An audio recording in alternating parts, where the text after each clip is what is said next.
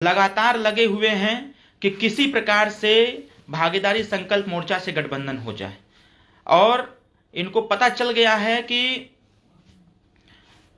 उत्तर प्रदेश में अब भाजपा वापस नहीं आने वाली है, क्योंकि जनता ने स्वतः खदेड़ा करना चालू कर दिया है। अभी 3-4 दिन पहले उन्नाव में ही एक घटना घटित हुई थी, जिसमें एक किसान ने बीजेपी के विधायक को 2 झापड़ लगाया था।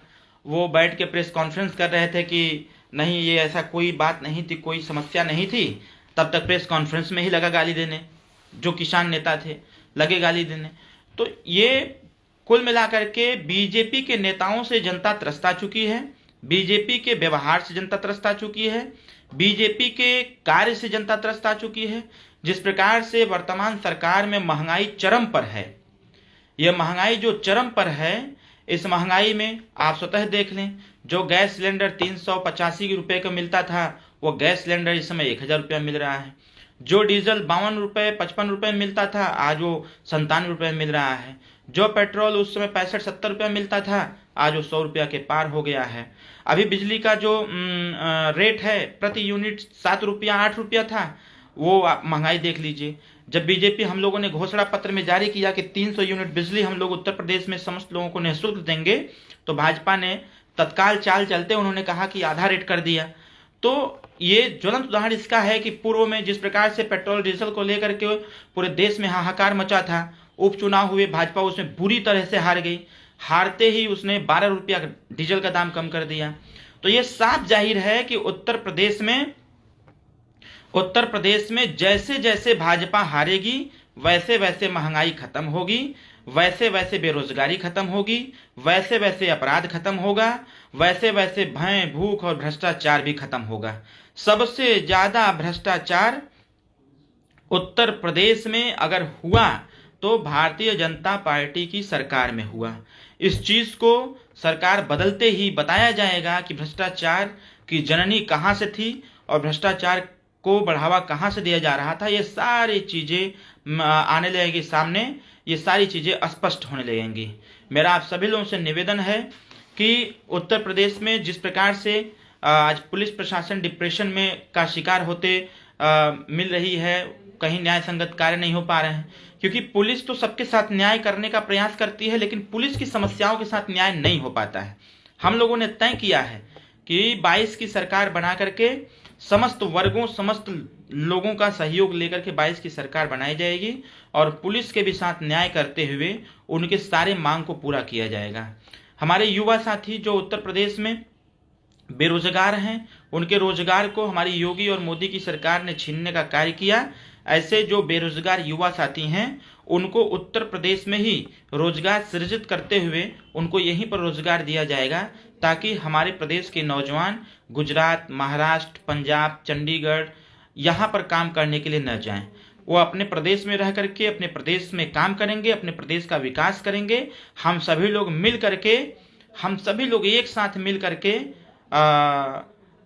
उत्तर प्रदेश को उत्तम प्रदेश बनाने का पूरी योजना बनाई जाएगी, पूरा कार्य किया जाएगा ईमानदारी और निष्ठा के साथ। तीसरी चीज कि जिस प्रकार से उत्तर प्रदेश में आज वैकेंसियों पर प्रतिबंध लगा हुआ है, तमाम विभाग की वैकेंसियां पेंडिंग में पड़ी हुई हैं, संविदा कर्मचारियों को निकाल दिया गया और तमाम तरह की प्रताड़ना हमारे लोगों को झेलना पड़ा। तो हमारा आपसे निवेदन होगा कि इन समस्त समस्याओं के समाधान तभी हो पाएंगे जब हम सभी लोग बिना दूसरों की बातों को ध्यान में देते हुए हम अपने कर्म और अपने धर्म का पालन करेंगे। और अपने कर्म का पालन करते हुए 2022 में समाजवादी पार्टी, सुहेलदेव भारतीय समाज पार्टी, भागीदारी संकल्प मोर्चा में सम्मिलित समस्त घटक दलों के साथ मिलकर के जब सरकार बनाएंगे और सरकार बना करके एक अच्छी सरकार देने का कार्य किया जाएगा।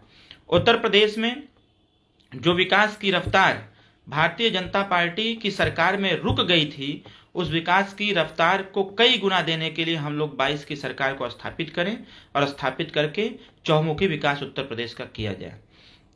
चौथी चीज कि जिस प्रकार से उत्तर प्रदेश में आज भय का माहौल बना हुआ है, हर कोई परेशान है।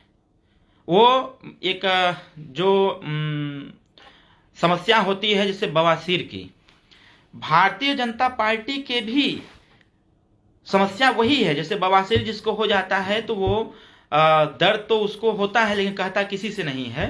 तो उसी प्रकार से बीजेपी के अभी कल परसों वाराणसी के शिवपुर विधानसभा से बीजेपी के कार्यकर्ताओं ने बगावत कर दिया। उसी प्रकार से कई विधानसभाओं में लोगों ने बगावत कर दिया कि हमको बीजेपी की सरकार नहीं चाहिए। बीजेपी के कार्यकर्ताओं ने ही बीजेपी का बगावत कर दिया कि हमें बीजेपी की सरकार नहीं चाहिए, हमें ऐसी सरकार की आवश्यकता नहीं है जिस सरकार में अपराध चरम पर हो, भूख चरम पर हो और तमाम तरह की समस्याएं डेवलप होती हों, समाधान कोई न हो। तो ये सबका सहयोग मिल रहा है। कल मैं कुशीनगर में था। कुशीनगर में बहुजन समाज पार्टी के तमाम समर्थक सुहेलदेव भारतीय समाज पार्टी ज्वाइन किए। कल कुशीनगर में ही भारतीय जनता पार्टी के तमाम नेता, ब्लॉक स्तर के, विधानसभा स्तर के, जिले स्तर तक के नेताओं ने कल पार्टी ज्वाइन किया। लोगों ने कांग्रेस पार्टी के भी लोगों ने कल सुहेलदेव भारतीय समाज पार्टी ज्वाइन किया। मतलब कि जो अब लोगों को ये लग गया है कि 2022 की सरकार ओम प्रकाश राजभर, माननीय अखिलेश यादव जी, प्रेमचंद प्रजापति जी, बाबूराम पाल जी, अनिल चौहान जी, रामसागर बिंद जी के नेतृत्व में, कृष्णा पटेल जी और संजय चौहान जी, केशवदेव मौर्य जी के नेतृत्व में 22 की सरकार बनने जा रही है। ये सबको दिख गया है, क्योंकि जब आंधी तूफान आना होता है तो